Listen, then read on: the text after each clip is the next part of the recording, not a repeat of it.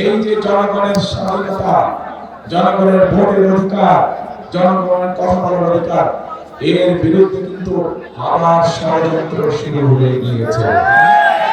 এবং এই ষড়যন্ত্র কারা করছে? এই ষড়যন্ত্র যারা করছে তাদেরকে জনগণ একটি নামে ডেকে থাকে। জনগণের পক্ষ থেকে তাদেরকে একটি নাম দেওয়া আছে। কি নাম জানেন? গুপ্ত। জনগণ তাদেরকে গুপ্ত নামে ডাকে, কারণ জনগণ দেখেছে যখন সময় হয় এদিন তখন এক রূপ, আবার সময় হয়ে ওদিক তখন এক রূপ। বিভিন্ন পরিস্থিতি বিভিন্ন সময় রূপের পরিবর্তন করে। এরা যে শুধু রূপের পরিবর্তন করে তা না, এরা দেখেন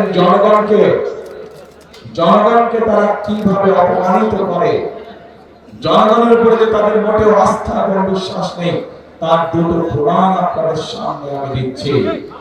প্রিয় ভাই বোনেরা, আপনারা নিশ্চয়ই প্রত্যেকটি মানুষ উপস্থিত দেখেছেন দুদিন আগে এই যে গুপ্তচর তাদের যে দলীয় নেতা, প্রধান নেতা আছে, সে একটি অত্যন্ত আপত্তিকর কথা বলছে বাংলাদেশের খেতে খাওয়া মা বোনদের বিরুদ্ধে। দেখেছেন আপনারা?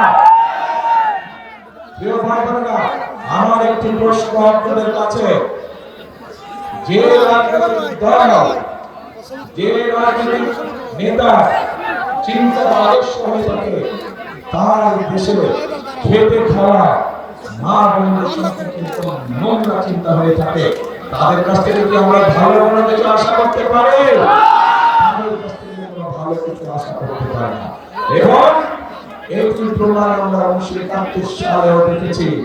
1971 সালে তাদের বিতর্কিত ভূমিকার জন্য বাংলাদেশের লক্ষ লক্ষ নারী, লক্ষ লক্ষ মা বোনেরা তাদের সম্মান হানি হয়েছে। কাজে প্রিয় ভাই বোনেরা, এদের কাছ থেকে আপনাদেরকে সতর্ক থাকতে হবে, এদের ব্যাপারে জনগণকে সতর্ক রাখতে হবে। তারা মুখে বলবে একটা, কাজ করবে একটা।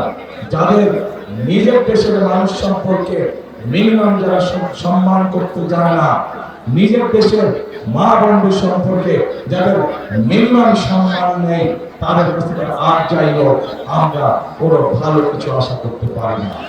ঠিক একইভাবে প্রিয় ভাই বোনেরা, তাদের আরেক নেতা আছে, সেই নেতা তাদের দলীয় কর্মী সমাবেশে বলেছে যে 12 তারিখ পর্যন্ত তার দলের নেতা কর্মীরা জনগণের পা ধরে থাকবে, 13 তারিখ থেকে জনগণ বলে তাদের পা ধরবে। তাহলে এবার বোঝেন তাদের চিন্তা চেতনা কেমন ধরনের। অর্থাৎ জনগণকে তারা 12 তারিখ পর্যন্ত রেখে রাখবে, 13 তারিখ থেকে তারা এমন পরিস্থিতি তৈরি করতে চায় যেখানে জনগণের নাভিশ্বাস শুধু থাকে। অর্থাৎ এলো খবরের কাগজ, নিখাদ, নির্ভীক, নিরপেক্ষ।